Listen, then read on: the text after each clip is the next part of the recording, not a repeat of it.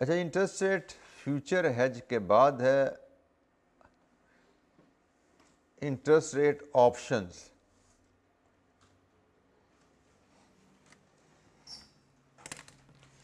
Options का मतलब आप लोगों को हाँ करेंसी में बताया जा चुका है।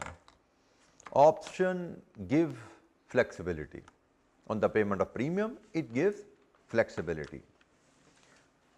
जैसे हमने अभी इंटरेस्ट रेट FRA पढ़ा, हमने फ्यूचर्स पढ़ा, ये दो हेजिंग टूल हमने पढ़े हैं। इन दोनों में जो चीज़ यू मस्ट नोटिस, आप जब आप प्लान करते हो कि भी हमने 3 महीने बाद 6 महीने बाद लोन लेना है, मैं लोन के रेफरेंस से अगर आपसे एक्सप्लेन करूं, आपने प्लान किया जी मैंने 3 महीने बाद लोन लेना है, तो आप आज की तारीख में हेज सेटअप कर लेते हो। वो FRA है या फ्यूचर है, आप आज की तारीख में हेज सेटअप करते हो और फिर जब लोन लेने का टाइम आता है तब हेज क्लोज होता है। इंटरेस्ट रेट FRA का हेज क्लोज होता है थ्रू FRA सेटलमेंट और फ्यूचर का हेज क्लोज होता है थ्रू ऑपोजिट एग्रीमेंट। ठीक है जी, दोनों केसेस में आप देखो आपका हेज FRA का है तो या वहां पे FRA सेटलमेंट आपको पे करनी पड़ेगी या वसूल करनी पड़ेगी। आपका हेज इंटरेस्ट रेट फ्यूचर का है, आपको या गेन होगा या लॉस होगा, बिल्कुल वही बात होगी ना, या कुछ पे करना पड़ेगा कुछ लेना पड़ेगा। जिस तरह इंटरेस्ट रेट FRA में FRA सेटलमेंट होती है, इसी तरह इंटरेस्ट रेट फ्यूचर में FRA पे गेन या लॉस होता है। इन शॉर्ट होता क्या है कि आपको गेन भी लेना पड़ता है, आपको लॉस भी लेना पड़ता है, जिसकी वजह से आपकी जो इफेक्टिव रेट होता है वो लॉक हुआ होता है। मतलब आपकी सेहत पे इंटरेस्ट के ऊपर जाने के, इंटरेस्ट रेट के नीचे आने के कोई असरात नहीं है, जो कि एक सूरत में हमारा रिग्रेट बन जाता है। जैसे हमने लोन लेना था, इंटरेस्ट रेट ऊपर चला गया मार्केट में, तो हमें यहां पे फायदा होगा, हम खुश हो जाएंगे भाई फ्यूचर में ट्रेड किया फायदा हो गया।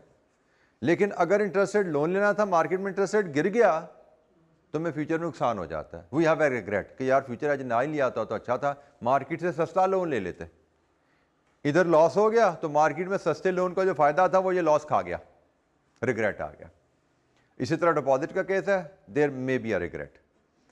ऑप्शन इज द सोल्यूशन, जिसका करेंसी में था कि भाई अगर तो आपके अगेंस्ट हवा चले बच जाना, फेवर में हवा चले तो ऑप्शन को लैप्स होने देना, ऑप्शन एक्सरसाइज ना करना, फेवरेबल मूवमेंट का फायदा उठा लेना। एग्जैक्टली वही मैकेनिज्म इंटरेस्ट रेट ऑप्शंस का भी है। जिस तरह इंटरेस्ट रेट फॉरवर्ड कवर, जैसे इंटरेस्ट रेट फ्यूचर कवर हमें लॉक कर देता है, फायदा हो नुकसान हो हमारा रेट लॉक है। करेंसी में भी ऐसा ही होता था। तो इसका तोड़ क्या है, ऑप्शन। जैसे करेंसी में थी, यहाँ पे भी एक ऑप्शन अवेलेबल है कि आप ऑप्शन की मदद से अपने आप को फ्लेक्सिबिलिटी दिलवा देते हो। यू हैव टू पे प्रीमियम फॉर दैट फ्लेक्सिबिलिटी। जैसे करेंसी में भी डिस्कस किया था, ऑप्शन के लिए प्रीमियम देना पड़ता है। प्रीमियम पे करके आप फ्लेक्सिबिलिटी ले लेते हो और उस फ्लेक्सिबिलिटी का फायदा क्या है, जब रेट आपके अगेंस्ट चले आप ऑप्शन एक्सरसाइज करोगे और अपने आप को उस अगेंस्ट असरात से बचा लोगे। और जब ऑप्शन रेट आपकी फेवर में है तो आप ऑप्शन एक्सरसाइज ना करना और फायदा उठा लेना उस फेवरेबल रेट का। अच्छा जी, अब इसके लिए कुछ मैकेनिज्म हम पढ़ते हैं। ऑप्शन के साथ आपको पता है कॉल और पुट की टर्म इस्तेमाल की जाती है। तो याद रखिए, कॉल ऑप्शन की टर्म आप इस्तेमाल करते हो डिपॉजिट के लिए जब आपने इंटरेस्ट रिसीव करना है, पुट ऑप्शन की टर्म इस्तेमाल करते हो आप लोन के लिए जब आपने इंटरेस्ट पे करना है। सो कॉल ऑप्शन डिपॉजिट को हेज करना है उसके लिए ली जाती है, और पुट ऑप्शन लोन को हेज करना है उसके लिए ली जाती है। रिसीव इंटरेस्ट इनकम का है डिपॉजिट पे इंटरेस्ट लोन का है रेट। सो एक टर्मिनोलॉजी डिपॉजिट और call. For example just simple term में समझें, आपने कॉल ऑप्शन ली 5% की, डिपॉजिट पे कॉल ऑप्शन लिया आपने 5% के, भाई मुझे 5% जब डिपॉजिट का टाइम आए मैं 5% पे डिपॉजिट रखने की ऑप्शन रखता हूं, मैं चाहूं तो 5% पे डिपॉजिट कर लूं। आपने ऑप्शन ले ली। अब जरा बात सुनिएगा, लेट्स अज्यूम जब डिपॉजिट का टाइम आया तब मार्केट में इंटरेस्ट रेट डिपॉजिट का 6%, क्या आप ऑप्शन एक्सरसाइज करोगे? Answer is no. आपको कि जो ऑप्शन है मेरे पास, मजबूरी तो नहीं है। मैं 5% पे डिपॉजिट नहीं करूंगा, मार्केट का रेट 6% पे है, मैं 6% पे डिपॉजिट करूंगा, ऑप्शन एक्सरसाइज नहीं होगी, ऑप्शन ज़ाया हो जाएगी। कोई बात नहीं, ऑप्शन तो हमने ली इसलिए थी कि इन केस रेट नीचे अगर चला जाए तो फिर हम एक्सरसाइज कर लें। रेट अगर 4% पे चला गया तो हम 5% का इनकम ले लेंगे। हम कहेंगे ठीक है जी, हमें 5% पे डिपॉजिट रखवाना है, ऑप्शन एक्सरसाइज करनी। और बड़ी इसी तरह केस हम लोन का बना सकते हैं। से आपने लोन पे ऑप्शन ली 6% पे, जब लोन लेने का टाइम आया, मार्केट में रेट मिल रहा है, मार्केट में रेट मिल रहा है 5.5 पे। अब बोलिए आपको 6% पे लोन चाहिए या 5.5 पे? 5.5 पे। आपने कहा जी हमने ऑप्शन एक्सरसाइज नहीं करनी, ऑप्शन है हमारे पास 6% पे लोन लेने की। जब मार्केट में सस्ता लोन मिल रहा है तो मैं क्यों लूँ 6% पे भाई? आप ऑप्शन एक्सरसाइज नहीं करते। लेकिन मार्केट में अगर लोन चला गया 7% पे तो आप कहोगे जो ऑप्शन एक्सरसाइज करनी है, ये नहीं एक्सरसाइज करनी, हमें 7% पे लोन नहीं चाहिए, हमारे पास 6% के लोन की ऑप्शन है, हम ये ऑप्शन एक्सरसाइज करेंगे। अच्छा, इंटरेस्ट रेट ऑप्शंस ट्रेडेड भी होती हैं और ओवर द काउंटर भी होती हैं। ट्रेडेड ऑप्शन और इंटरेस्ट रेट फ्यूचर्स होती हैं, ठीक है। और फिलहाल हमारे लिए इतना जानना ही काफ़ी है कि ट्रेडेड ऑप्शन भी हो सकती हैं। हमें ज़्यादा डिटेल में एग्जामिनर इस एरिया के लेके नहीं गया। बेसिकली ट्रेडेड ऑप्शन का मैकेनिज्म, वर्किंग और ओवर द काउंटर ऑप्शन की वर्किंग फ़र्क होती है। हमें एग्जामिनर ने सिर्फ जो ओवर द काउंटर ऑप्शन की वर्किंग है उससे डील करने को सिखाया है। आल्दो ये जो कॉल पुट की टर्म है ये उसने मिक्स कर दी, ट्रेडेड ऑप्शन में यूज़ होती हैं, लेकिन फिर मैंने कहा कि जैसे आई कैप ने जो सिलेक्टेड टर्म्स यूज़ की हैं वो हमें सीखनी है, क्योंकि ये किताब में लिखी हुई हैं तो इन पे MCQ टेस्ट हो सकता है, इन पे क्वेश्चन बन सकता है। तो हमें जितनी उसने जिस तरह लिमिटेड टूटा फूटा नॉलेज दिया उसी अंदाज में सीखना है हमें। तो इसलिए हमें जो बात यहाँ पे सीखने की है, कॉल ऑप्शन आप कॉन्ट्रैक्ट तब लोगे जब आप अपने डिपॉजिट को हैज करना है, पुट ऑप्शन कॉन्ट्रैक्ट तब लोगे जब आपने लोन को हैज करना है। ठीक है जी, ये दो टर्म्स हमने यहाँ से सीख ली। फिर मैकेनिज्म मैंने आपको ब्रीफली समझा दिया कि आप एक रेट पे कॉल ऑप्शन लेते हो, उसके बाद मार्केट का रेट इंतज़ार करते हो जब डिपॉजिट का टाइम आएगा, रेट को देख के फैसला करोगे ऑप्शन एक्सरसाइज करनी कि नहीं करनी। आप एक लोन को हैज करने के लिए एक रेट पे ऑप्शन लेते हो, फिर मार्केट का इंटरेस्ट रेट देखते हो, जब लोन लेने का टाइम आता है उसको देख के फैसला करते हो ऑप्शन एक्सरसाइज करनी कि नहीं करनी। बहरहाल ट्रेडेड ऑप्शन भी अवेलेबल होती हैं जो कि इंटरेस्ट रेट फ्यूचर्स पे होती हैं। इनका मैकेनिज्म डिटेल में हमने पढ़ना है BFD में। फ़िलहाल हमारे स्कोप में जो ऑप्शन का मैकेनिज्म है वो ट्रेडेड ऑप्शन नहीं है, ट्रेडेड ऑप्शन नहीं है, उनको हम ओवर द काउंटर ऑप्शन कहते हैं। ठीक है, हमारे कोर्स में ओवर द काउंटर ऑप्शन की बेसिस पे, आल्दो एग्जामिनर ने ये टर्म यूज़ नहीं की, लेकिन ओवर द काउंटर ऑप्शन का मैकेनिज्म हम डिस्कस करने जा रहे हैं। तो ये ऑप्शंस कैसे काम करती हैं, इनका मैकेनिज्म नहायत सिंपल है जी। हमने FRA का मैकेनिज्म पढ़ा ना, तो ये बिल्कुल FRA के मैकेनिज्म के अंदाज में काम करती हैं। ये ऑप्शन जो हैं इनको by the way in options को इंटरेस्ट रेट गारंटी भी कहा जाता है। इंटरेस्ट रेट ऑप्शन को इंटरेस्ट रेट गारंटी भी कहा जाता है क्योंकि इंटरेस्ट रेट ऑप्शन आपको इंटरेस्ट रेट गारंटी कर देती हैं एक तरह का। जैसे मैंने अभी आपसे केस डिस्कस किया था डिपॉजिट का, और डिपॉजिट में हमने ऑप्शन किस रेट पे ली थी? एग्जाम्पल के लिए मैंने 5% पे ऑप्शन ली थी, और फिर मैंने एक केस लोन का डिस्कस किया था, उसके लिए मैंने क्या ऑप्शन ली थी? 6% पे। चलिए मैं बल्कि ये स्लाइड खोल लेता हूँ जहाँ से हम डिस्कस कर रहे थे। जब मैंने डिपॉजिट पे 5% की ऑप्शन ले ली, अब ये रेट मेरा गारंटीड रेट है कि मेरी इंटरेस्ट इनकम 5% से नीचे नहीं जाएगी, क्योंकि इंटरेस्ट इनकम 5% से नीचे मार्केट में है तो मैं 5% पे ले लूंगा इनकम, लेकिन मार्केट में अगर इंटरेस्ट रेट 5 से ऊपर है तो मैं 6% ले लूंगा। This is called my minimum guaranteed income and this is my maximum guaranteed interest rate, कि मेरा इंटरेस्ट रेट 6% से ऊपर नहीं जाएगा। मार्केट में इंटरेस्ट रेट 6% से ऊपर होगा, मैं 6% पे लोन ले लूंगा। मार्केट में इंटरेस्ट रेट 6% से कम है तो मैं इस पर कम पे लोन ले लूंगा। लोन के केस में जो ऑप्शन है gives me maximum interest rate guarantee, और डिपॉजिट के केस में जो ऑप्शन है give me minimum interest income guarantee. इससे नीचे इनकम नहीं मेरी जाएगी अगर मैं ऑप्शन लेता हूं, इससे ऊपर मेरा इंटरेस्ट कॉस्ट नहीं जाएगा अगर मैं ऑप्शन लेता लोन के केस में। इसलिए इसको इंटरेस्ट रेट गारंटी भी कहा जाता है, ऑप्शन को इंटरेस्ट रेट गारंटी भी कहा जाता है। अच्छा, एग्जाम्पल 1 का केस हम डिस्कस करते हैं।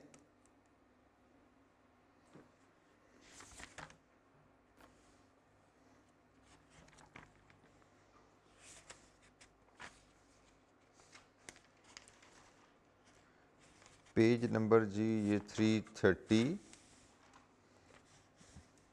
330 पे है जी, example 1।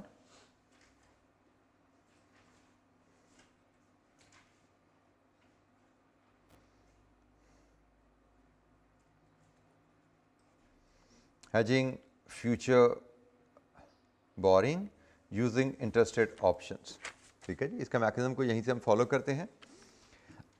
Company intends to borrow $10 million in 4 months for a period of 3 months। अच्छा, ये पीरियड्स को बड़ा केयरफुली पढ़ा कीजिए। 4 महीने बाद उधार लेना है, मैच्योरिटी कितने महीने के लिए उधार लेना है वो ये है, ठीक है, 3 महीने के लिए उधार लेना है। But is concerned about volatility of dollar LIBOR। Pakistan में जैसे काइबोर चलता है, इंटरनेशनल मार्केट में लाइबोर आपसे मैंने शेयर किया हुआ लंदन इंटरबैंक ऑफर रेट चलता है। 3 month dollar LIBOR rate is currently 3.75 but might go up और डाउन इन नेक्स्ट 4 months। ऊपर नीचे हो सकता है जी नेक्स्ट 4 month में। हमने लोन लेना है तो हमारा दिल करेगा अगर इंटरेस्ट रेट मार्केट में ऊपर जाए तो हम अपने आप को उसके असरात से बचा लें, और हमारा दिल चाहेगा अगर मार्केट में इंटरेस्ट रेट कल को नीचे जाए तो हम उसका फ़ायदा उठा लें। और इस सूरत में the best tool is option, क्योंकि FRA और फ्यूचर लॉक कर देते हैं। ऊपर जाएंगे तो बच जाओगे, नीचे जाएंगे तो फ़ायदा नहीं मिलेगा। ऑप्शन आपको ऊपर नीचे की सूरतों में, दोनों सूरतों में आपके काम आता है। सो हमने कहा जी interest rate option looks suitable. A company therefore takes out borrower's option with a strike rate of 4% for a notional 3-month loan of 10 million। Notional की वर्ड यहाँ पे इसलिए यूज़ किया गया कि ये भी भाई नॉन डिलीवरेबल है, लोन लेना नहीं है यहाँ पे। जिस तरह FRA नॉन डिलीवरेबल था, जिस तरह फ्यूचर नॉन डिलीवरेबल था, ऑप्शन भी नॉन डिलीवरेबल है, तो इसलिए नोशनल की टर्म यूज़ की गई है। 4% स्ट्राइक प्राइस पे उसने बोरोर की ऑप्शन ले ली। बोरोर की ऑप्शन ली जाती है पुट से, ऐसे ही है। बोरोर ऑप्शन उसने यूज टर्म पुट नहीं किया, लेकिन बोरोर ऑप्शन हमने पढ़ा हुआ है पुट से ली जाती है। The expiry date is in 4 months। 4 months क्यों? क्योंकि 4 महीने बाद हमें लोन चाहिए ना, और ये बात यकीनन ओवर द काउंटर ऑप्शन की हो रही है। और ओवर द काउंटर ऑप्शन में हम अपनी मैच्योरिटी के लिहाज से, अपने लोन लेने के हिसाब से कॉन्ट्रैक्ट लेते हैं। फ्यूचर्स ट्रेडेड कॉन्ट्रैक्ट होते हैं, वहां पे आपको मार्केट में डेट देखनी पड़ती है एक्सपायरी क्या है। वहां पे स्टैंडर्ड एक्सपायरी होती है जी, मार्च या जून है, सितंबर है, दिसंबर है। हमने बात की है कि वहां पे हमने एक्सपायरी डेट कैसे सिलेक्ट करनी है। लेकिन जब ओवर द काउंटर ऑप्शन होती हैं, वहां पे एक्सपायरी डेट आप अपनी जरूरत के हिसाब से लेते हो। आपको जब तक हेज चाहिए, आपको कब तक हेज चाहिए होता है? जब तक आप लोन ले नहीं लेते। करेंसी में आपको कब तक हेज चाहिए होता है? जब तक आप करेंसी खरीद नहीं लेते, बेच नहीं लेते, तब तक हेज चाहिए। एक्सपायरी डेट आपकी कॉन्ट्रैक्ट की वहां तक होनी चाहिए या उससे आगे अगर स्टैंडर्ड कॉन्ट्रैक्ट है। तो यहां पे चूंकि स्टैंडर्ड कॉन्ट्रैक्ट नहीं है, ओवर द काउंटर है, हमें 4 महीने बाद लोन लेना है, तो हमें ऑप्शन कॉन्ट्रैक्ट वो लेने हैं जिसकी एक्सपायरी भी 4 महीने में हो।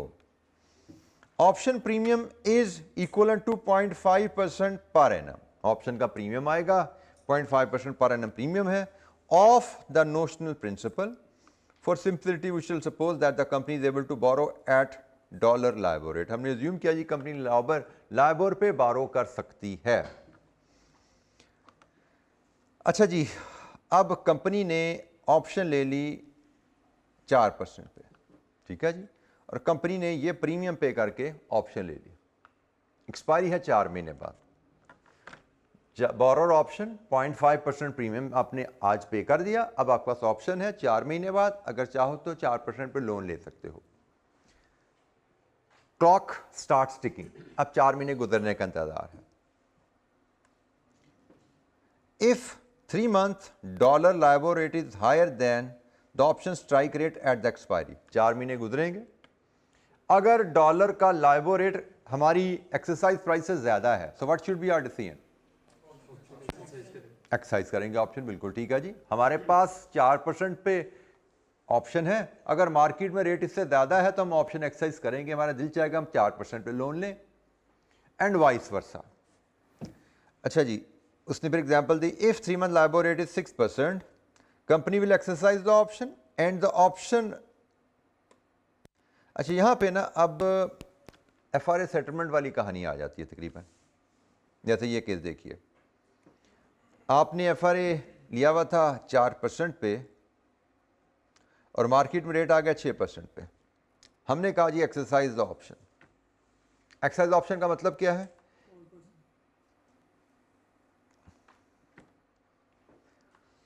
ये ऑप्शन FRA पे है।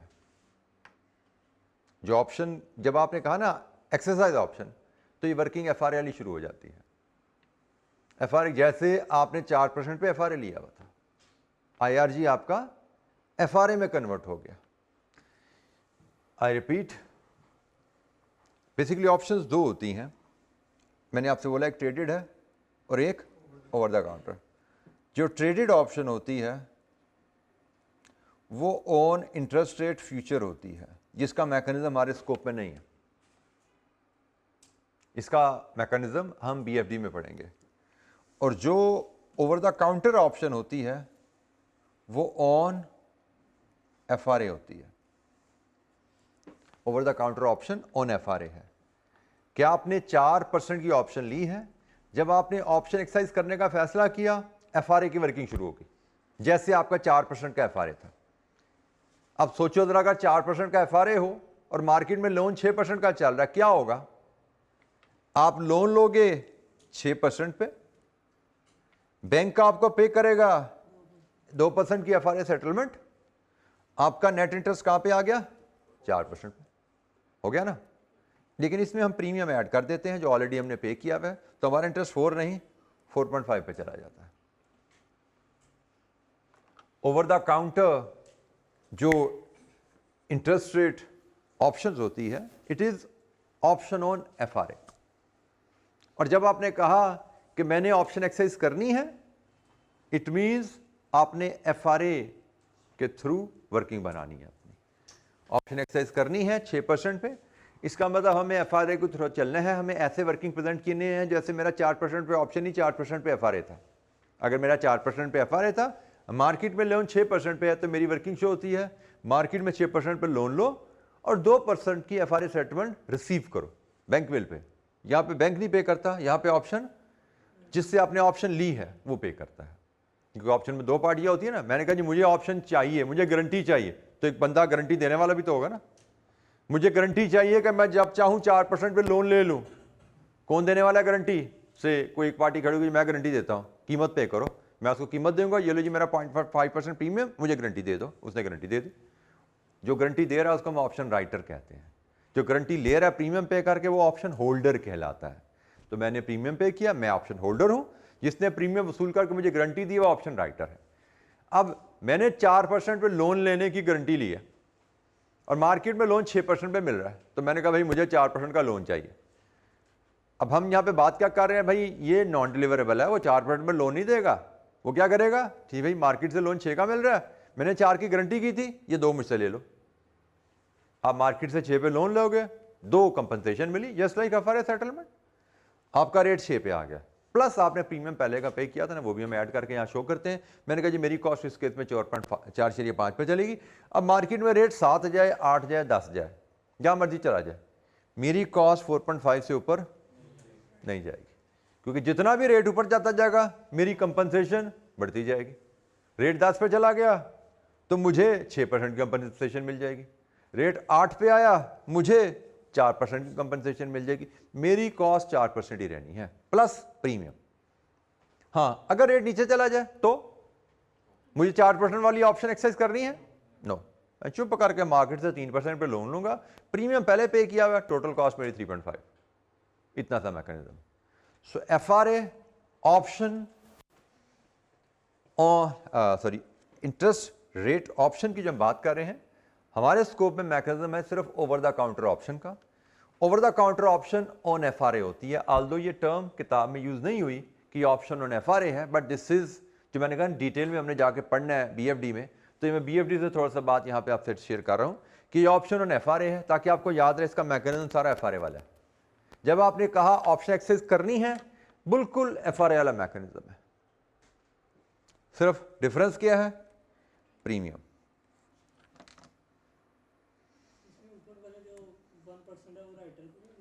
सॉरी, जैसे 4% जो हमने किया था 3% हो गया तो 1% राइटर। बेटा ये ऑप्शन है, यही तो बात है। एफआरए होता तो मैं देता, बट ये एफआरए नहीं है, ये ऑप्शन है।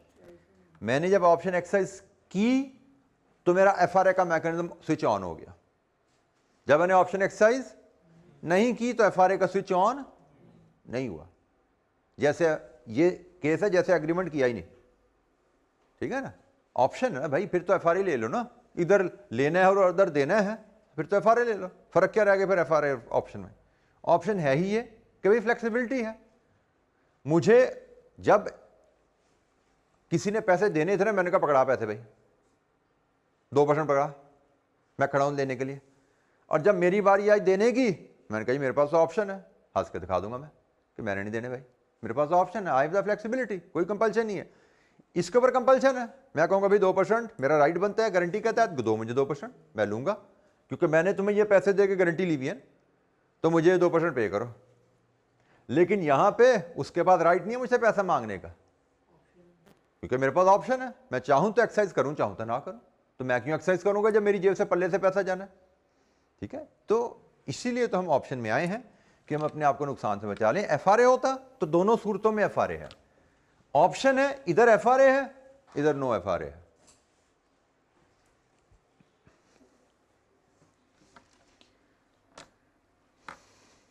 अच्छा जी, एक केस एक्टिविटी हम यही रिपीट करते हैं जरा डिपॉजिट के लिए।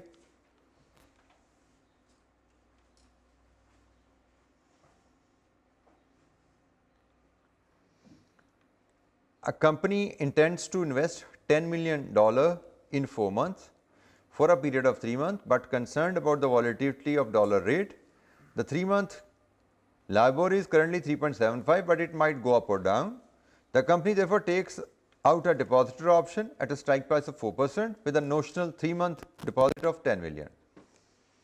The expiry date is in 4 months.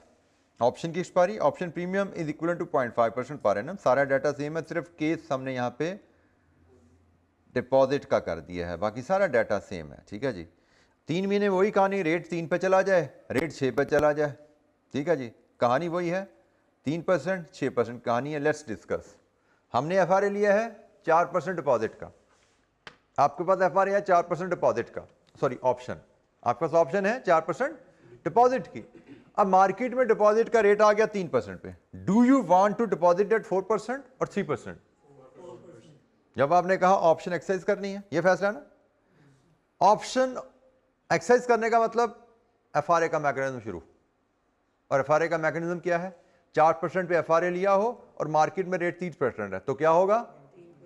आप 3% पे इनकम लोगे, 1% एफआरए की सेटलमेंट में वसूल करोगे, ये प्रीमियम एडजस्ट करो, नेट इनकम आ गया।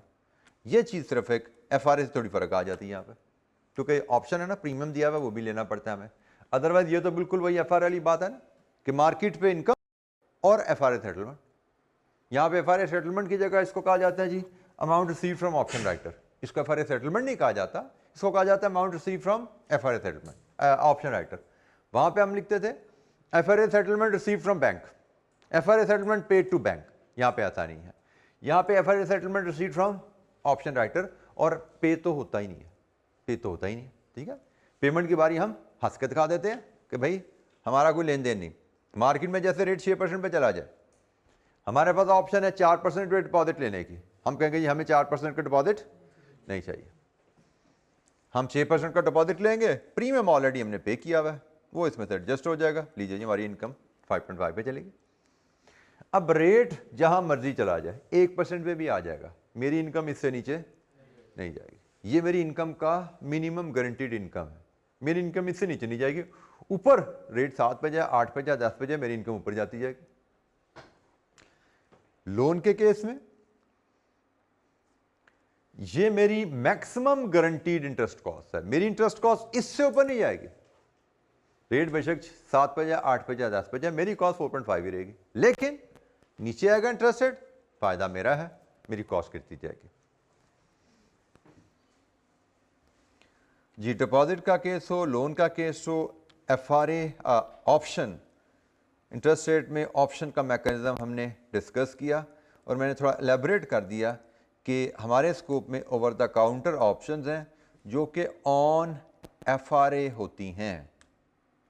मैंने आपको क्लियर कर दिया, ओवर द काउंटर हम डिस्कस कर रहे हैं जो कि ऑप्शन ऑन FRA होती हैं।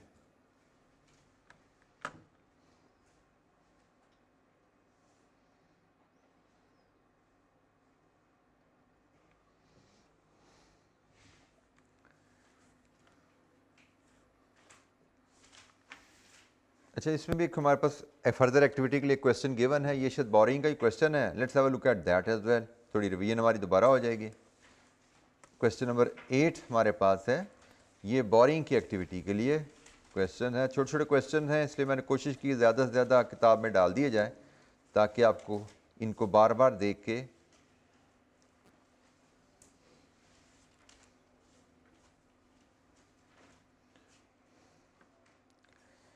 Best trading needs to borrow 20 million in 6 months for a period of 4 months.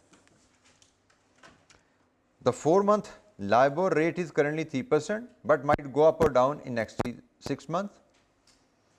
The borrower option is available at premium of 0.2% per annum with a strike rate of 3.35% with expiry date in 6 months.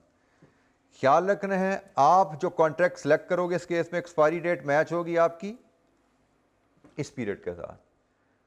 जब आपने उधार लेना है तब तक आपको hedge चाहिए, आपको एक्सपायरी चाहिए वो जब आपने उधार लिया तब तक।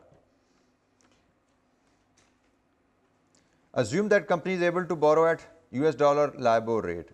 Compute effective interest rate for Best Interest Limited if 4-month dollar rate is 3.9 or it is 3. अच्छा, यहाँ पे थ्योरेटिकली बात करें, हमने प्रीमियम 0.2% आज पे करके हेज ले लिया, ठीक है जी, 0.2% आज पे किया, हेज ले लिया। अब हम 6 महीने का इंतजार करते हैं कि भाई 6 महीने कब पूरे हों। जब 6 महीने खत्म होंगे तब हमने डिसीजन लेना है कि हमें ऑप्शन एक्सरसाइज करनी है कि नहीं करनी। हमारे पास ऑप्शन क्या है, टू बोरो एट 3.35। अच्छा जी, लोन लेने का टाइम आया, ऑप्शन केस नंबर 1, मार्केट में रेट है 3.9, ऑप्शन एक्सरसाइज करनी। और ऑप्शन एक्सरसाइज करने का मतलब FRA में एंटर हो गया। FRA में एंटर होने का मतलब कंपनसेशन वसूल करो। 3.9 पे है, आपको कंपनसेशन मिलेगी 0.55 की आपको कंपनसेशन मिलेगी। 0.2 का प्रीमियम आपने ऑलरेडी पे किया है, आपकी नेट कॉस्ट 3.55 जाएगी, इससे ऊपर कॉस्ट नहीं जाने वाली। लेकिन अगर मार्केट में FRA 3% पे आ गया तो आपको 3.35 का लोन चाहिए, नहीं चाहिए। मार्केट से 3% का लोन लो, 0.2 ऑलरेडी पे किया हुआ है, 3.2 इज द कॉस्ट। ठीक है जी, ये इतना सा ऑप्शन का मैकेनिज्म है जो हमारे स्कोप में डाला गया है। This is effective interest rate.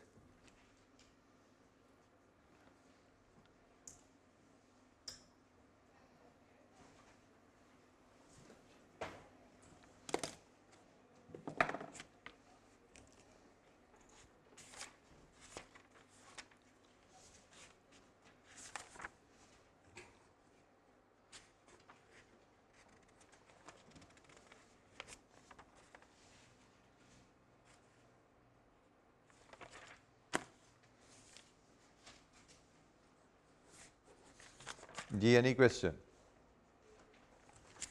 अच्छा, ये अगर हमने करेंसी और इंटरेस्ट रेट का मैकेनिज्म समझ लिया है तो हमारे स्कोप में जो नेक्स्ट मैकेनिज्म है मार्केट रेट, मार्केट रिस्क में ही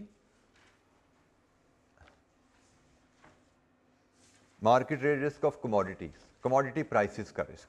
अभी हमने करेंसी प्राइसेस का रिस्क डिस्कस किया, इंटरेस्ट रेट की प्राइसेस का रिस्क कह लो उसको डिस्कस किया। अब कमोडिटी की प्राइसेस का रिस्क है, ये भी मार्केट रिस्क का ही तीसरा हिस्सा है। ये रिस्क क्या है कि आपने मार्केट से कोई कमोडिटी रॉ मटेरियल बाय करना है या अपनी फिनिश गुड्स बेचनी है, उस पे रिस्क है। आपको रॉ मटेरियल बाय करना है, आज से 2 महीने बाद आपको रिस्क है रॉ मटेरियल महंगा ना हो जाए। आपने फिनिश गुड प्रोडक्शन के बाद बेचनी है, 3 महीने बाद आपको रिस्क है फिनिश गुड्स की प्राइस गिर ना जाए। बिल्कुल वैसे जैसे करेंसी खरीदनी है, करेंसी बेचनी है, जैसे हमने पैसा उधार लेना है, पैसा इन्वेस्ट करना है, तो वहां पे भी कीमत ही है ना। पैसा उधार लेना है, उधार की कीमत बोरिंग इंटरेस्ट रेट है। पैसा इन्वेस्ट करना है, उसकी कीमत डिपॉजिट रेट है। करेंसी खरीदनी है, उसकी कीमत है। करेंसी बेचनी है, उसकी कीमत है। जस्ट लाइक दैट, कमोडिटी खरीदनी है, कमोडिटी बेचनी है, उसकी कीमत। रिस्क है आपको ऊपर ना चले जाए, नीचे ना चले जाए। इसके लिए भी जनाब हल वही है। हमारे पास 2 टूल्स हैं जी हमारे स्कोप में, एक फॉरवर्ड और एक फ्यूचर, और mechanism is not different at all. बिल्कुल वही मैकेनिज्म जो हमने करेंसी में डिस्कस किया था, वही मैकेनिज्म करेंसी के खरीदने बेचने की बात थी ना, वही मैकेनिज्म गंदम के खरीदने बेचने पे लगेगी, वही मैकेनिज्म चावल के खरीदने बेचने पे लगेगा, वही मैकेनिज्म चीनी के खरीदने बेचने पे लगेगा जो करेंसी के खरीदने बेचने पे था। जैसे फॉरवर्ड कॉन्ट्रैक्ट, आपने गंदम की फसल उगाई है, आपकी हार्वेस्टिंग होनी है अप्रैल में। आपको पता है मेरे 1 एकड़ से 100 मन निकलनी है गंदम, मेरे पास 10 एकड़ है, मुझे अप्रैल में 1000 टन गंदम बेचनी है। आप आज एफआरए कर लो, एग्रीमेंट टू सेल 1000 टन गंदम इन अप्रैल। ठीक है जी, आज एफआरए कर लो, बायर अवेलेबल है, उससे एग्रीमेंट साइन कर लो जी, मैं आपको 20,000 टन के हिसाब से 1000 टन गंदम अप्रैल में बेचूंगा। एग्रीमेंट साइन हो गया। अप्रैल का दिन आएगा, कटाई करना, 1000 टन गंदम, 1000 मन गंदम पूरी करके देना, 20,000 के हिसाब से कीमत लो, खत्म होगी कहानी। अब मार्केट रेट 25 है, 18 है, 15 है, आपकी सेहत पे इससे कोई फर्क नहीं पड़ता, क्योंकि FRA is binding, forward rate agreement. ठीक है जी, मार्केट रेट ऊपर भी हो सकता है, नीचे भी हो सकता है, आपकी सेहत पे इससे कोई असर नहीं पड़ेगा। आपका एग्रीमेंट हो गया, आपका रेट लॉक हो गया, करेंसी एफआरए में हम पढ़ के आए हैं।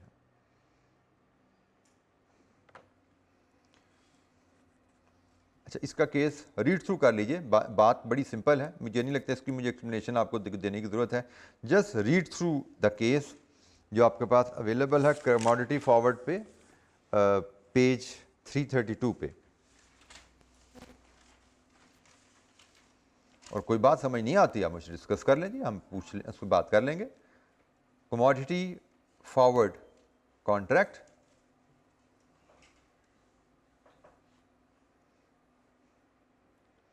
read through the paras.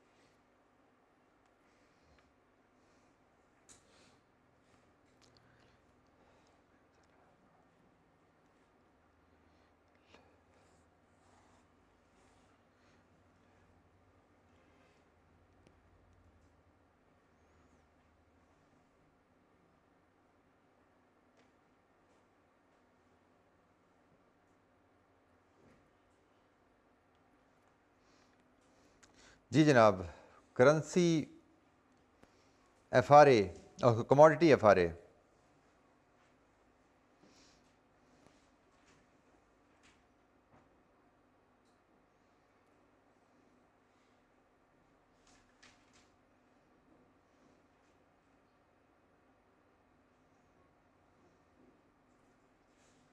Example के लास्ट पैराग्राफ में provide means that producer was not interested. जी बेटा, ये एग्जांपल का लास्ट पैराग्राफ है, it means that the producer was not interested in speculation. Speculation क्या होती है कि आप मार्केट के उतार चढ़ाव का फ़ायदा लेना चाहते हो, ठीक है, आप रिस्क लेना चाहते हो कि मार्केट में उतार चढ़ाव आए उसका फ़ायदा मुझे मिले। अगर वो रिस्क लेना चाहता तो वह FRA ना करता। FRA तो करता वो है जो रिस्क से बचना चाहता है कि मेरी टेंशन ख़त्म हो, मुझे पता हो मुझे 4 महीने बाद 2 महीने बाद कितने पैसे मिलेंगे अपनी प्रोडक्ट के। जो रिस्क लेना चाहता है वो कहता है देखी जाएगी, हो सकता है 4 महीने बाद रेट ऊपर चला जाए, ठीक है ना, जैसे इस केस में हुआ 1,30,000 पे FRA हुआ, रेट 1,45 पे चला गया। तो अगर तो कोई बंदा इंतजार करना चाहता रेट ऊपर जाने का फायदे का, रिस्क लेना चाहता, रेट नीचे भी तो जा सकता था, 1,20 पे भी आ सकता था, तो फिर वो स्पेकुलेशन करता, FRA ना करता। FRA वो करता है जो रिस्क से बचना चाहता है। स्पेकुलेटर मार्केट में उतार चढ़ाव का रिस्क लेना चाहता है। जी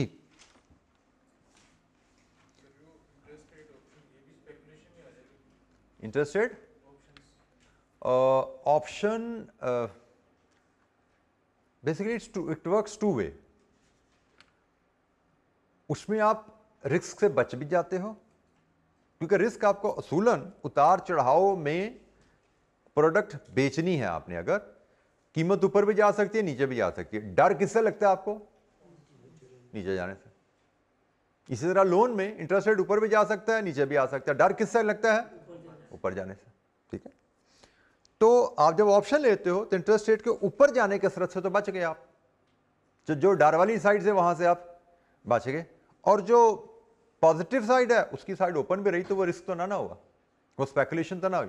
स्पेकुलेशन तो वो है जहां पे आप रिस्क ले रहे हो, दाव पे लगा हुआ कुछ आपका।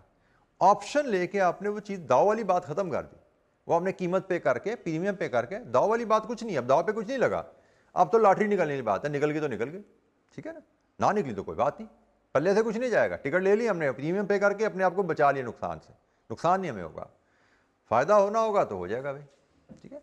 तो इट्स नॉट स्पेकुलेशन। जी any question? So commodity FRA very simple mechanism, अगर हमें करेंसी FRA पता है तो commodity FRA no different, and same is the case with commodity future. अगर हमें करेंसी फ्यूचर पता है ना तो कमोडिटी फ्यूचर भी कोई मसला नहीं है, स्टैंडर्ड कॉन्ट्रैक्ट साइज होंगे, ठीक है जी। आप करेंसी बेचनी थी तो हम करेंसी फ्यूचर सेल करके आज सेटअप करते थे, बाय करके क्लोज करते थे, फायदा नुकसान होता था, स्पॉट मार्केट में ट्रांजैक्शन होती थी, फायदा नुकसान उसमें एडजस्ट कर देते थे। यही करेंसी फ्यूचर का मैकेनिज्म था, यही इंटरेस्ट रेट फ्यूचर का मैकेनिज्म था, और यही मैकेनिज्म कमोडिटी फ्यूचर का। आपने कमोडिटी बेचने का एग्रीमेंट करना है, जैसे हम बात करते गंदम कटाई होनी है अप्रैल में, तो हम गंदम के फ्यूचर भी बेच सकते हैं, सेल व्हीट फ्यूचर। जब कटाई हो जाएगी बाय करके रिवर्स एग्रीमेंट करके क्लोज कर दो, गंदम मार्केट में बेचो और फ्यूचर की बाइंग सेलिंग में जो नुकसान है उसमें एडजस्ट कर दो। Exactly same mechanism. आपने कोई कमोडिटी खरीदनी है, बाय फ्यूचर करके हेज सेटअप कर लो, जब कमोडिटी खरीदने का टाइम आए रिवर्स एग्रीमेंट से क्लोज कर दो, जो करेंसी में किया था, कोई फर्क नहीं है यहाँ पे, ठीक है। तो करेंसी का आपने फीचर मैकेनिज्म सीख लिया तो कमोडिटी का भी वही है भाई, कोई डिफरेंट चीज नहीं है। Let's follow it from the example. Example number 1, commodity sale को कमोडिटी फ्यूचर से हेज करना। Sugar producer estimate 14.55 ton of sugar will be available for sale in 3 month. वही एग्जाम्पल जो भी आपने पढ़ी थी। The following relevant information, price needs to be hedged is 120,000 per ton. आज चल रही है price 1,20,000 per ton. Future contract on 1 ton of sugar will with 3 month expiry is 1,30,000। Producer will sell 15 contracts.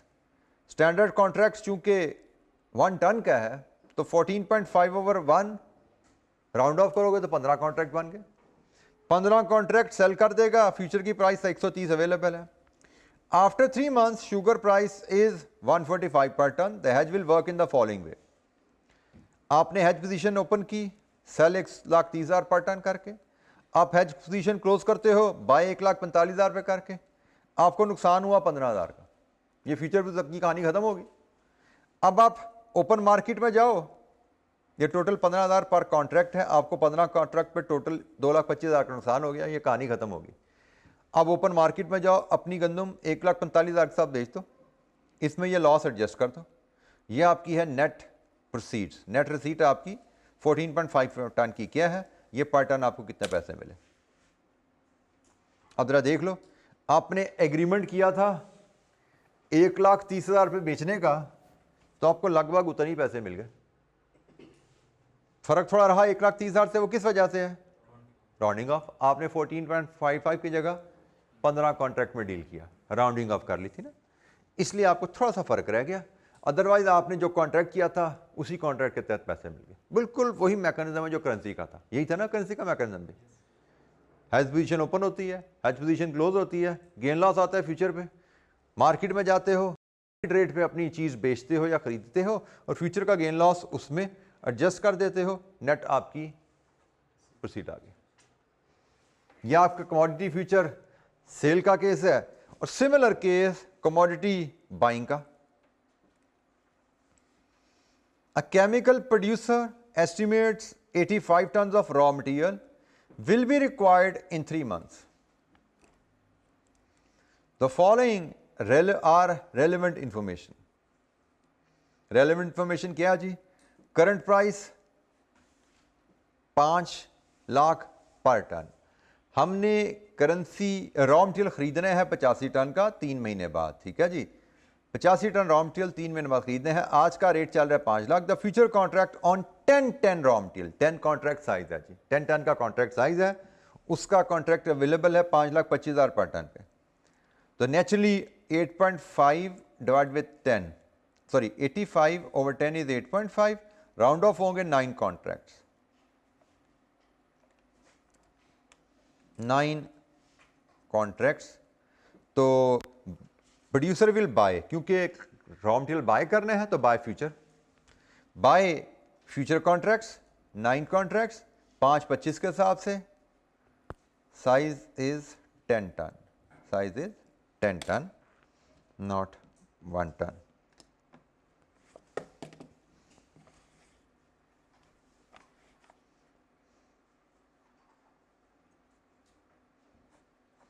बल्कि ऊपर तो साइज़ हमने बता दिया ना, ऊपर हमने यहाँ पे बताया हुआ साइज़ जो है वो 10 टन, ये हमने बताया हुआ यहाँ पे, ठीक है जी। रेपिटेशन हो गई थी, गलत लिखा गया था, उसको हमने डिलीट कर दिया। अच्छा जी, after 3 months the price of sugar is 550,000 per ton. The hedge will work in following way. Hedge कैसे काम करेगा? आपने बाय किया था 5.25 पे, अब फ्यूचर पोजीशन क्लोज करना मजबूरी है, सेल करोगे 5.50 पे, आपको गेन हुआ 25,000 पर टन। आपके पास 9 कॉन्ट्रैक्ट 10 टन ईच के हैं, टोटल आपको गेन आ गया 22,25,000, ठीक है जी। आपको 25,000 पर टन गेन हुआ, आपके पास 9 कॉन्ट्रैक्ट 10 टन ईच के, टोटल 90 टन के कॉन्ट्रैक्ट्स हैं, आपको 22,25,000 का टोटल गेन आया। अब मार्केट में जाओ, 85 टन आपके पास जो प्रोडक्ट है 5,50,000 रुपये बेच दो, और ये गेन इसमें मजीद ऐड कर दो। गेन हमने, सॉरी ये बाय किया, हमने मार्केट से बाय किया, ये हमने उसकी कॉस्ट पे की, ये गेन है, इस कॉस्ट में से हम लेस कर देंगे, ये हमारी नेट कॉस्ट आ गई, और ये कॉस्ट पर टन आ गई। जी बेटा, गेन हमारा गलत आ रहा है जी, गेन आपके साथी कहते हैं कैलकुलेट, यहाँ पे गलत हो गया। 9 × 10 × 25,000, 22,50,000, बिल्कुल ठीक है जी। 22,50,000 गेन है, ये 22,50,000 का गेन है, और यहाँ पे 22,50,000 यहाँ से माइनस करेंगे तो हमारी कॉस्ट कितनी आई? ये ठीक है, कॉस्ट ठीक है, टाइपो हो गया था, 22,50,000 का गेन है।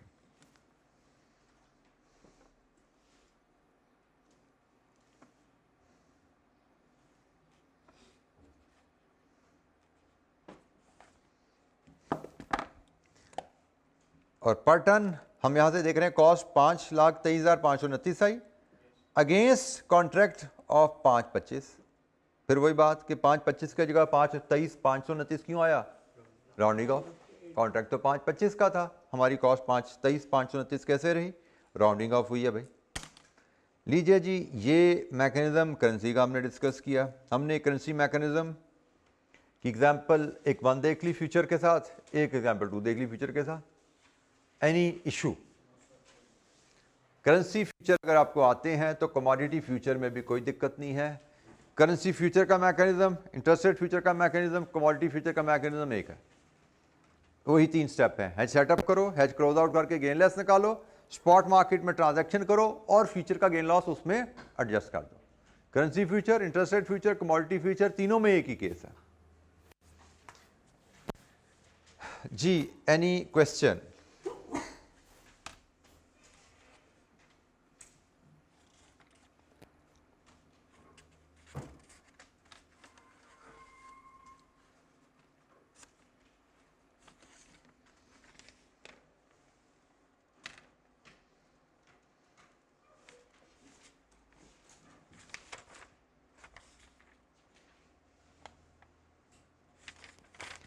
अच्छा जी, ये हमारा मार्केट रिस्क का जो पोर्शन था ना वो ख़त्म हुआ। जब हमने ये चैप्टर शुरू किया था फाइनेंशियल रिस्क मैनेजमेंट, तो आपको शुरू में बताया गया था there are 3 types of financial risk.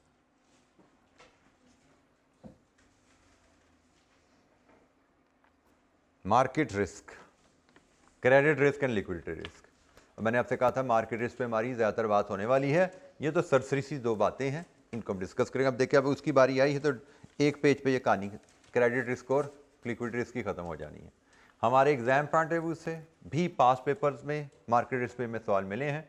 Credit risk, liquidity risk से हम एक आध MCQ एक्सपेक्ट करते हैं, इससे ज़्यादा कुछ नहीं है, ठीक है, जो कि अभी भी मुझे लगता है शायद कभी आया नहीं अभी तक, लेकिन आएगा तो एक आध MCQ यहाँ से आ सकता है। क्वेश्चन यहाँ से नहीं आएगा।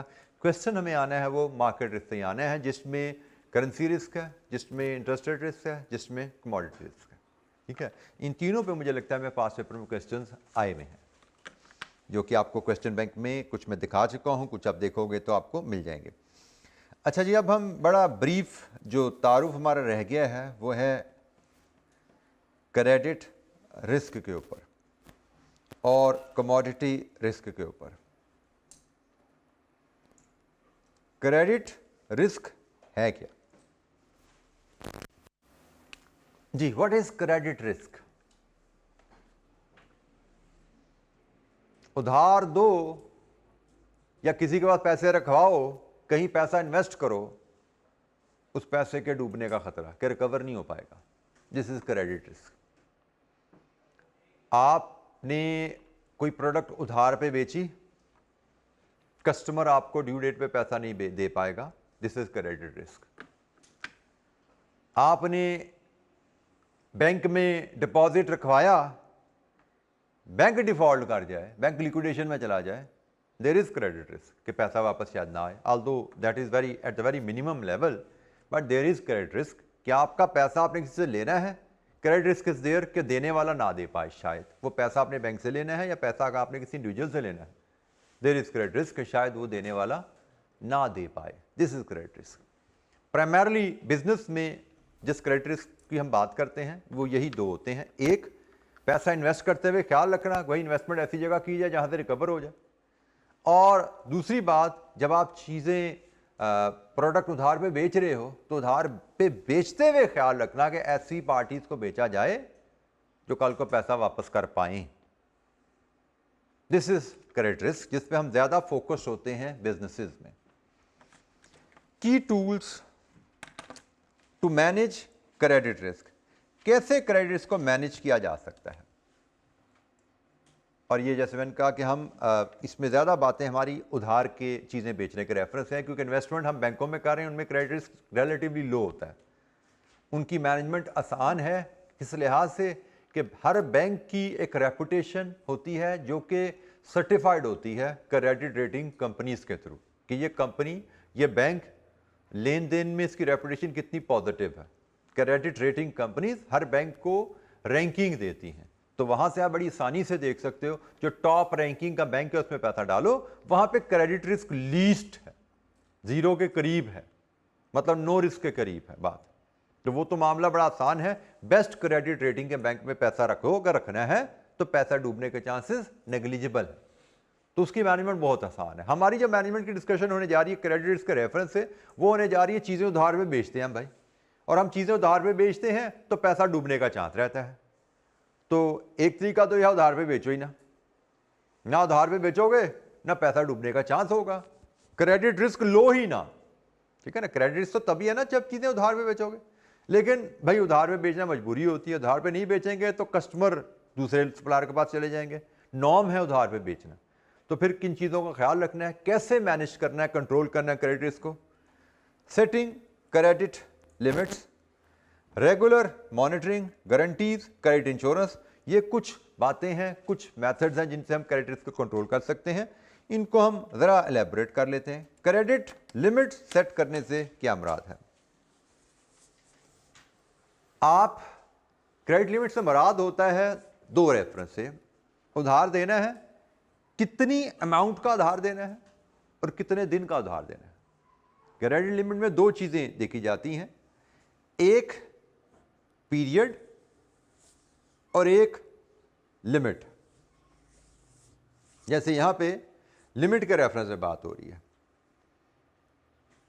जो तो लिस्टेड कंपनी हमारी कस्टमर्स हैं जिनकी क्रेडिट रेटिंग बी नेगेटिव है, उनको हम 40 मिलियन का उधार देंगे, इससे ज्यादा उधार नहीं देंगे। जो अदर लिस्टेड कंपनीज हैं जिनकी रेटिंग नहीं हुई भी, उनको हम 10 मिलियन से ज्यादा उधार नहीं देंगे। जो प्राइवेट कंपनीज हैं उनको हम 2 मिलियन से ज्यादा उधार नहीं देंगे। पार्टनरशिप्स और इंडिविजुअल्स को उधार देना ही नहीं, उनसे कैश पे काम करना है। क्रेडिट लिमिट सेट कर दो। वजह क्या है? पार्टनरशिप्स और इंडिविजुअल्स इतने ज़्यादा रेगुलेटेड नहीं होते, उन पर चेक एंड बैलेंस कम होते हैं, उनमें फ्रॉड घपले के चांसेस, डिफॉल्ट होने के चांसेस ज़्यादा हैं, तो इनसे तो रिस्क उधार का लो ही ना। प्राइवेट कंपनीज छोटी कंपनीज होती हैं, इनका कारोबार छोटा होता है, छोटा कारोबार है तो उधार भी थोड़ा दो। लिस्टेड कंपनीज जो क्रेडिट रेटिंग नहीं करा रही, लिस्टेड कंपनीज बड़ी कंपनीज हैं, लेकिन जो क्रेडिट रेटिंग करा रही है वर्सेस जो क्रेडिट रेटिंग नहीं करा रही। क्रेडिट रेटिंग करा रही है मतलब एक इंडिपेंडेंट एजेंसी बता रही है कि ये कंपनी लेन देन में कैसी है। अगर एक इंडिपेंडेंट प्रोफेशनल कंपनी ने बताया कि कंपनी लेन देन में अच्छी है तो उधार ज्यादा दे दो, लेकिन अगर किसी ने उसकी गवाही नहीं दी लेन देन की तो उधार कम दे दो, ठीक है। तो this is one way to look at it. Otherwise ऐसे भी होता है कि हम इंडिविजुअल को भी प्रैक्टिकली, ये एग्जाम्पल है, इंडिविजुअल को भी आप उधार दे सकते हो, लेकिन पहले 6 महीने साल कैश पे उनसे लेन देन करो। आप लेन देन करते हो, आपको पता लगता है बंदा ठीक है जी, कारोबार अच्छा है इनका, टाइम पे लेते हैं चीज़ें, टाइम पे पैसे दे रहे हैं, बिल्कुल कैश पे पैसे लेके जाते हैं और कैश पे देते हैं, और उनका कारोबार भी अच्छा है, मार्केट में लोग भी इनके बारे में अच्छी राय रखते हैं, और कुछ लोग इनको उधार पे चीज़ें बेच भी रहे हैं। तो फिर आपको लगे कि भी पार्टी अच्छी है, आप उनको बाद में उधार दे दो। ऐसे कोई जाना नया मुंह को उठा गया है कि जी मैंने आपसे चीज़ें खरीदनी है, ना जान ना पहचान, आप उसको उधार पे चीज़ें बेच दो, दिस इज नॉट रिकमेंडेड। उसके लिए है कि भाई ये क्राइटेरिया ऊपर अलाउ, लेकिन कोई इंडिविजुअल चलता फिरता आया किसी अननोन को उधार पे नहीं आप बेचते। फिर ये तो बात हो रही है लिमिट्स की, फाइनेंशियल लिमिट्स पीरियड की भी होती है। नई पार्टी आई, 6 महीने कैश पे चलेंगे जी आपके पास, 6 महीने बाद फैसला करेंगे आपको उधार देना कि देना। 6 महीने बाद चल लिया, अब ठीक है जी हम आपको 10 लाख तक का उधार देंगे, 10 लाख तक का बिल हो जाए आपका, उससे ऊपर जाना है तो पहले पिछले बिल क्लियर करें फिर अगली खरीद करें, लेकिन उधार भी आपने 15 दिन में क्लियर करना है। 6 महीने और गुजर गए, अच्छा जब हम आपको 20 लाख तक उधार दे देंगे, 1 महीने के अंदर क्लियर कर देना। लिमिट भी बढ़ा दिया आपने, पीरियड भी बढ़ा दिया। तो क्रेडिट लिमिट दो एंगल से देखी जाएगी, अमाउंट भी और पीरियड भी, ड्यूरेशन भी, कितनी देर का उधार, कितने रुपयों का उधार, ये दोनों एंगल से इसको देखा जाता है। अच्छा, रेगुलर मॉनिटरिंग बड़ी जरूरी है जी। आपने जिसको उधार दिया उसकी बिजनेस परफॉर्मेंस देखिए, उसके फाइनेंशियल स्टेटमेंट को देखते रहिए, मार्केट में उसकी रेपुटेशन चेक करते रहिए, उसकी फाइनेंशियल रेशियोज देखिए, उसकी रेटिंग अवेलेबल है देखिए, अगर उसने कहीं से उधार लिया उसका बर्डन देखिए कि उसने कितना उधार लिया हुआ लोगों से। बहुत ज़्यादा उधार तो नहीं ले रहा, क्योंकि जो पार्टी बहुत ज़्यादा उधार लेती है उसके भी डूबने के चांसेस रहते हैं। वो उधार पे चीज़ें ले रही है या बैंकों से लोन ले रही है, दोनों सूरतें में उधार ही है। तो जितना ज़्यादा डेट का बर्डन किसी कंपनी पे बढ़ता जाता है उतने ज़्यादा उसके डूबने के चांसेस। अच्छा जी, हमारी डिस्कशन कल रिस्क मैनेजमेंट के एरिया पे हो रही थी। हमने मार्केट रिस्क पे बात ख़त्म की थी। इंटरेस्ट रेट रिस्क मैनेजमेंट के कुछ टूल्स डिस्कस हुए। कमोडिटी रिस्क पे, मार्केट रिस्क में कमोडिटी रिस्क पे बात हुई, उसका टूल्स एफआरए और फ्यूचर्स को हमने देखा। और फिर क्रेडिट रिस्क पे बड़ी ब्रीफ सी हमारी डिस्कशन हुई थी। क्रेडिट रिस्क क्या है और क्रेडिट रिस्क को कंट्रोल करने के क्या तरीके हैं, उससे बचने का इदारे के पास क्या तरीके होते हैं। एनी क्वेश्चन, कोई सवाल जी?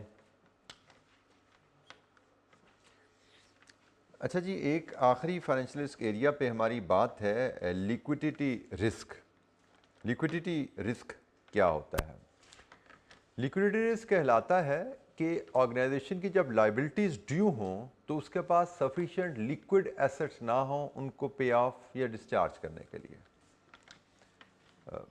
मतलब आपके बिजली का बिल आ गया, आपके पास पैसे ना हो, आपका सैलरी का बिल ड्यू हो गया, आपके पास पैसे ना हो, आपकी कोई मार्कअप पे होना है, लोन की इंस्टॉलमेंट ड्यू होनी है, you don't have sufficient funds to pay off your liabilities, this is called liquidity risk.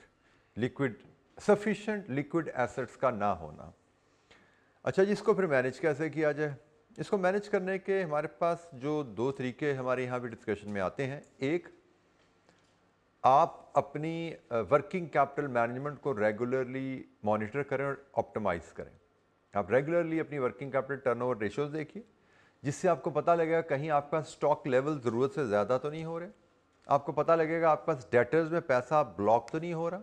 So regularly working capital turnover ratios देखते रहेंगे तो आप वहाँ पे अपने फंड्स को ऑप्टिमाइज कर पाओगे, क्योंकि बेसिकली डेटर्स में पैसा फंसा हुआ है, इसलिए क्रेडिटर को देने पैसे नहीं बचे। तो फिर डेटर्स में अगर आपको लग रहा है पैसा फंस रहा है तो फॉलो अप करके जल्दी रिकवर कराओ। इन्वेंट्री में पैसा ब्लॉक है, इसीलिए पेबल्स को या मार्कअप को देने के पैसों की कमी हो रही है, तो भाई इन्वेंट्री लेवल्स को ऑप्टिमाइज करो। मैक्सिमम लेवल पे जा रही इन्वेंट्री तो उसको ज़रा नॉर्मल लेवल्स पे लेके आओ, ताकि आपके पैसे आपके पास अवेलेबल हो और आप अपनी लायबिलिटीज़ को टाइमली डिस्चार्ज कर सको। ये तो एक रेगुलर टूल है कि आपको कॉन्स्टेंटली आपको ये काम करते रहना है। आपको प्रॉब्लम है या नहीं है, प्रॉब्लम से बचने के लिए ये काम कर रहे हैं हम, कि अपनी वर्किंग कैपिटल पोजीशन को, रेशियोज को रेगुलरली मॉनिटर कर रहे हैं। इसके अलावा एक नॉर्मली जो प्रैक्टिस बिजनेसेस फॉलो करते हैं, एक स्टैंडिंग क्रेडिट लाइन लेकर रखी होती है। मतलब वैसे नहीं आप उधार लेते, वैसे आपने लोन नहीं लिया हुआ, लेकिन आपने एक इमरजेंसी के लिए एक ओवरड्राफ्ट की फैसिलिटी लेकर रखी हुई है। बैंक ओवरड्राफ्ट की फैसिलिटी आपके पास है। इन केस ऑफ इमरजेंसी, किसी वजह से फंड्स आपकी ज़रूरत के लिए आपके पास ना हो, तो आप ओवरड्राफ्ट से टेम्परेरी लोन लेके अपनी ज़रूरत पूरी कर लो। क्योंकि लायबिलिटी टाइमली डिस्चार्ज ना कर पाना, जैसे मैंने आपको वर्किंग कैपिटल मैनेजमेंट में बताया था कि अगर आप वर्किंग कैपिटल मैनेजमेंट अच्छी नहीं करते, वो यही है ना कि टाइमली आप लायबिलिटी डिस्चार्ज नहीं कर पा रहे, सफिशिएंट एसेट्स ना हो आपके पास, लिक्विडिटी ना होना, वो भी यही बात थी। तो बिजनेसेस की फेलियर की बड़ी रीजंस होती है वर्किंग कैपिटल पुअर मैनेजमेंट। तो आप स्टैंडिंग लाइन ऑफ क्रेडिट ले लेते हो। क्रेडिट लाइन से मुराद उधार के लिए एक बैंक से आपने अप्रूवल लेकर रखी हुई है कि ज़रूरत पड़ने पे हम ले लेंगे आपसे लोन, आप हमें अप्रूवल दे दें, लेकिन जब हमें ज़रूरत होगी निकलवाएंगे तब। जैसे बड़ी सिंपल केस ओवरड्राफ्ट लाइन की है, आपके अकाउंट में ओवरड्राफ्ट की फैसिलिटी है, आपके पास जितने बैंक में पैसे हैं उससे ज़्यादा निकलवा सकते हैं ज़रूरत पड़ने पे, जितने एक्स्ट्रा निकलवाएंगे उसका इंटरेस्ट पे करेंगे, तो this is called credit line. तो आप इससे भी अपनी लिक्विडिटी रिस्क को मैनेज कर सकते हैं। अच्छा जी, इसके बाद हमारे पास एक क्वेश्चन है स्प्रिंग 23 का, क्वेश्चन नंबर 12। ये आपकी होम असाइनमेंट है। इसमें बेसिकली मैं चले वॉक थ्रू अगर करवा दूँ इस क्वेश्चन से आपको। क्वेश्चन नंबर 12 स्प्रिंग 23 का, लेकिन इसमें कोई ऐसी बात नहीं है, मुझे आई होप इंशाअल्लाह, जो हमने कवर ना की होगी।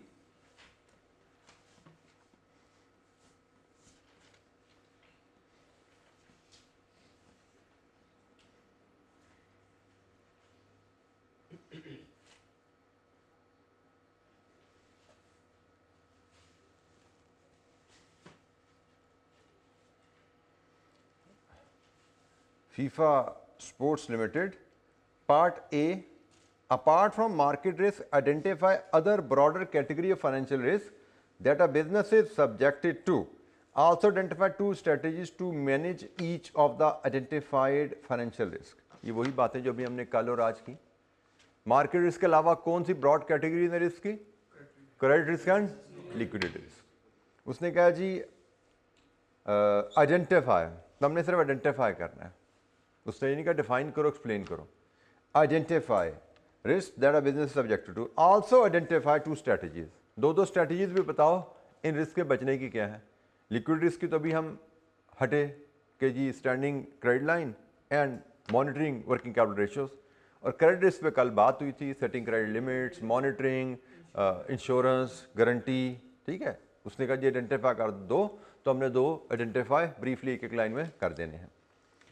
अच्छा, इसके बाद जो इसका पार्ट बी है, it's a simple money market का सवाल. अब इसमें सिर्फ चैलेंज इसने क्या डाला जो आपको जिसमें बच्चों को फंसाना चाहता है. मनी मार्केट है जो कि इंपोर्टर है तो उसको फॉरेन करेंसी बाय करनी है. कब? 6 महीने बाद. अब उसने आपको चैलेंज क्या दिया? उसने आपको डिपॉजिट रेट, बोरिंग रेट दिए हैं 3 महीने 6 महीने के CNY के, 3 महीने 6 महीने के PKR के. मनी मार्केट हैज में आपको पता है 2 करेंसीज के रेट चाहिए थे ना आपको. उसने दोनों रेट दिए हैं लेकिन 3 और 6 में मिक्स कर दिया ताकि देखना चाहता है इसमें से इन 1 2 3 4 5 6 7 8 रेट में से कौन से 2 सूटेबल रेट्स हैं. आप अलर्ट हो सिलेक्ट करने के लिए. यही चीज़ मैंने आपको कहा था ना, जब लिखते हो बोरो डिपॉजिट तो उसमें आपकी रेलेवेंट रेट की सिलेक्शन हो जाती है. फिर इसी तरह उसने स्पॉट रेट भी दे दिया, 3 मंथ फॉरवर्ड भी दे दिया, 6 मंथ फॉरवर्ड भी दे दिया. कभी आपको पता है मनी मार्केट में सूटेबल रेट कौन सा होता है? मनी मार्केट में हम किस रेट पे करेंसी बाइंग सेलिंग करते हैं? फॉरवर्ड पे, स्पॉट पे? नहीं याद, कोई रिवाइज नहीं कर रहे आप. स्पॉट पे. ये ऐसे बोलना चाहिए आपको, ठीक है. और जब तक ये ऐसे नहीं निकलेगी आपकी ज़बान से, इसका मतलब यू आर नॉट रेडी. आपकी कोई, और ये मनी मार्केट पढ़े हुए बहुत अच्छा हो गया हमें, अब तक आपके ज़बान पे ऐसी बातें होनी चाहिए. तो मैं आपको साथ साथ बता रहा हूँ कि ये एरिया आपने साथ नहीं किया हुआ तो भूल जाओ ये एरिया का सवाल एग्जाम में कर पाओगे आप. अभी भी टाइम है, इट्स नॉट टू लेट. तो एक सिंपल मनी मार्केट का सवाल था जिसमें सिर्फ आपको अप्रोप्रिएट रेट की सिलेक्शन को उसने टेस्ट किया और कुछ नहीं. Money market simple. तो ये आपकी होम असाइनमेंट है, इसको देखिएगा.